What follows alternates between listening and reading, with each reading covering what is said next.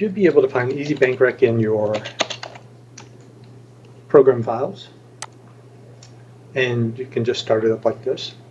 Your system database will typically be Dynamics, but for my installation, since I have several installations, mine is Dyn18.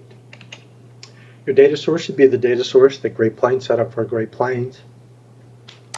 The user ID, I'm going to use SA just for access purposes. So we're going to log in,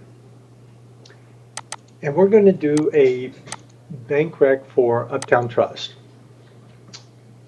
So from the statement, I see that the bank statement balance is 561,246.12, and the bank rec is for 1/31/2024.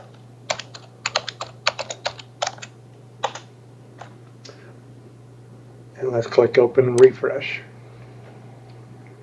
The open refresh gets the source data from Great Plains and populates it over on the right-hand side, or the Great Plains side. And we need to populate the data for the bank side over here.